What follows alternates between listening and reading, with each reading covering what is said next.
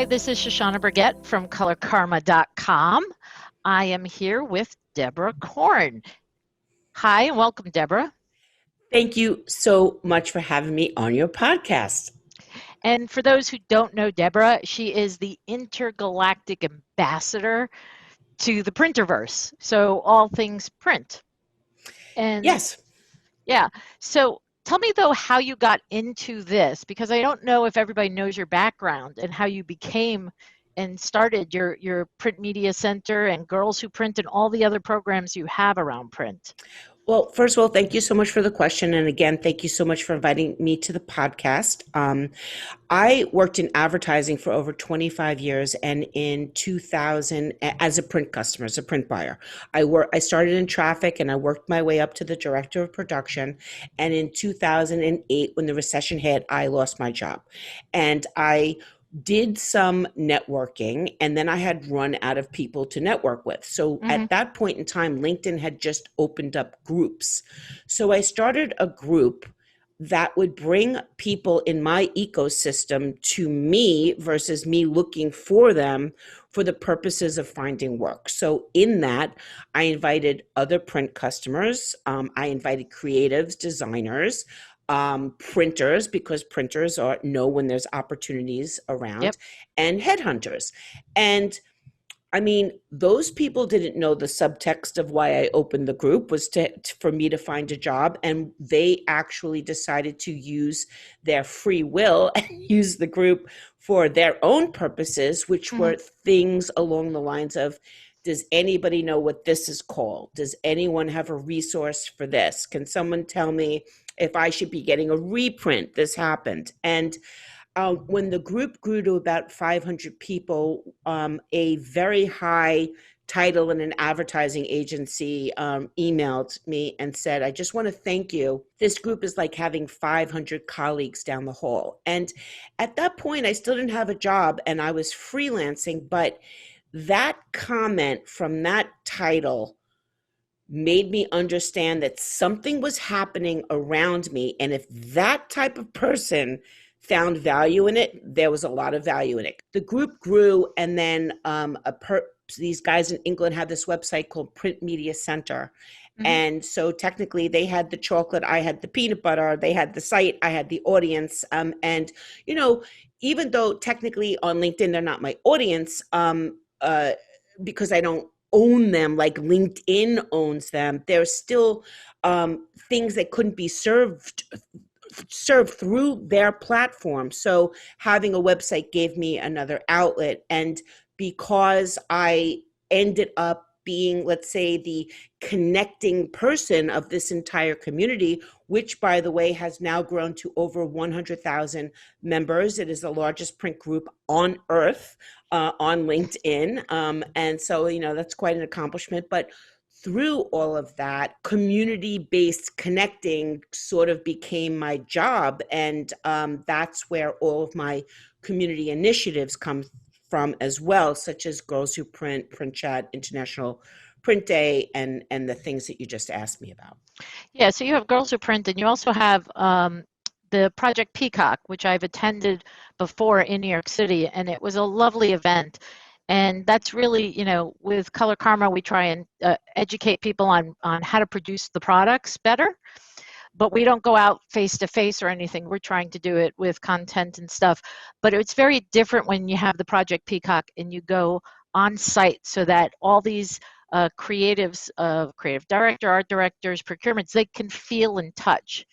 And it was very, very engaging. You just had your first one this year online for because of COVID, so it wasn't face to face. How did that go? It was interesting. It was a different approach to it for sure, but it made sense because we focused on direct mail, which is there's an amazing opportunity for direct mail right now. Looking at the mail, going to the mailbox has become like literally a daily activity for people. Mail's here, and every maybe an entire family goes to the mailbox. So it has become something pretty spectacular, and in that. I knew that I would be able to deliver an online program that focused on letting the brands and the buyers and the advertising agencies and the creatives and the marketers know about the opportunities that the post office is providing for specialty mail. And a lot of people don't know they have a mobile shopping promotion coming up. I mean, for Christmas. So I wanted to get the buyers focused on buying again. Because of the sheltering, a lot of mail is starting to come in, and it is an opportunity to engage both that digital and physical with the informed delivery. And for those who don't know what informed delivery is you can actually see your mail before it goes into the mailbox. So you can actually determine, do I have to go outside and open up my mailbox? You see that right there. And with informed delivery now with the post office, they're actually doing campaigns so that the coupons and codes are coming in informed delivery plus the physical component. So it becomes a really nice interaction between the digital and the physical. I mean, absolutely. You can include ride-along images, which can be 4-color, that you can click directly to a website Yep. from that informed delivery email as well. What I've been, mentioning to printers, which also helps the advertising agencies and the designers as well, is that informed delivery makes everybody a digital marketer light, as I like to say. And I truly believe that especially now with, marketing being scrutinized for every cent, forget about dollar, we're talking about pennies now.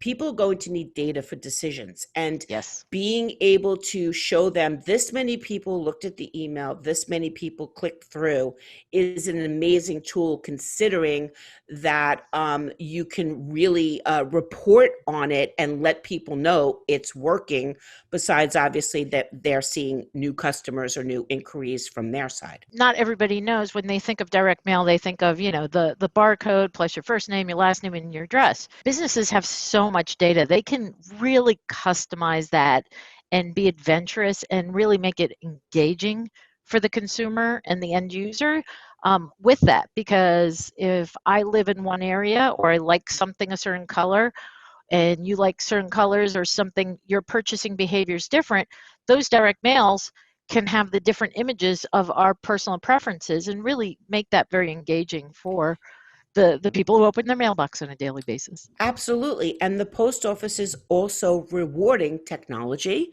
If you include a QR code or augmented reality or a near field communication, also known as NFC or RFID, any sort of radio signals on it, or if you include specialty coatings, they have a whole array of postal discounts for using print to the best way it can be showcased. Obviously, they have a vested interest in there being mail, and they also want to reward people investing in it, as opposed to, like, let's say, a typical dear occupant type, Right. what we might have referred to as junk mail prior to now. Now, there is no junk mail. Everything in my mailbox has some value. Otherwise, it wouldn't be in there. No one's spending money on anything frivolous at the moment. When we were in the industry, there was very, very few women. And so your Girls Who Print program is really trying to nurture the next generation of industry leaders, women industry leaders, into the print organization. Can you tell me a little bit more about that? Sure. And it's not just about nurturing the next generation. I like to say empower, long, and prosper. Girls Who Print has 6,600 global members. It's not attached to any organization. It's not attached to any segment of the industry. We are sort of the open global networking group. We help people find the specialty women in print groups within organizations, within specific verticals, Right. if they're looking to network with those people. I've also, during Corona, have started Fierce Fabulous Fridays, which you're actually participating on August 21st. And if it's past August 21st, there's a replay at girlswhoprint.net, trust me. But every Friday we have a woman only webinar, so we can all network and engage with each other. And of course, we put the replays open and everybody can watch that. But we wanted to have a moment to interact and network amongst ourselves. Mhm. Something else that we're trying to be very cognizant of is making sure that all the women, when they see a job posted in their company, that they come into the Girls Who Print group on LinkedIn and also post the opportunity there. We really feel that the best way to empower the women of print is to have more women in print with power. What a Yes. shocking surprise, you know? And if we can help more women get jobs or promotions or make lateral moves to have a better progression, we're all into that. And to your first point, of course, our major focus is helping the women who come in from college. I speak with the colleges. I work with them as much as I can to help women come in. But you know, it's one thing to try to attract women to the printing industry, and it's another thing to keep them. And so a lot of my focus this year, especially with Black Lives Matter and the social injustice that's going on, is to really focus on looking at the events that don't have a correct proportion or some proportion of women and people of color speaking, and looking at the organizations that aren't supporting women and people of color, and you really using the Women in Print group. And I don't mean using as a tool, I mean using as a collective, ladies, what should we do about this? And we've been Right. having discussions about it. And I think you're going to see a much more active social media presence from the Girls Who Print now when we start seeing some of these, let's say our own injustices going out. Certainly not the same as the Black Lives Movement. I'm not trying to, make a comparison to that, but this is the opportunity I really feel to look at everything, not just one thing, and right as many wrongs as we can. Yeah, and that is still needs to evolve. I mean, if you look at any of the historical print magazines, women only started showing up over the last, I would say, 5, 10 years. 10 years, it might have been just the occasional, where now we're starting to see regular covers with women, but it still has a lot to go. I mean, for sure. I hope so, because there's actually somebody out there in the Girls Who Print group who's gone to all the industry websites and are counting up the covers for this exact reason. Hmm. We're going to use data as well, because it's a lot easier to go out to the industry and say, this is not just 6,600 women, oh, we want to talk to. This is a system of a certain type of person getting the moniker industry expert, Right. getting the moniker, this is the person you want to talk to, when there are certainly qualified people everywhere. Now, I also want to say that I am complicit in this too, and I'm righting my own wrongs as well, in the sense that through my podcast from the Printerverse, I am now seeking out voices that have been underserved because I did not seek them out. That's my bad. I am rectifying that immediately. Yeah, and I think the first step is understanding where the issue is, and then how do you correct for it and make it more engaging and more inclusive. And I think what's happening in the world is really starting to make us evaluate our own thoughts and our own behaviors. So that's wonderful that the podcast. So you have Print Media Center, you have the podcast, you run International Print Day, your weekly print chat, and your LinkedIn. So you're really pretty much everywhere.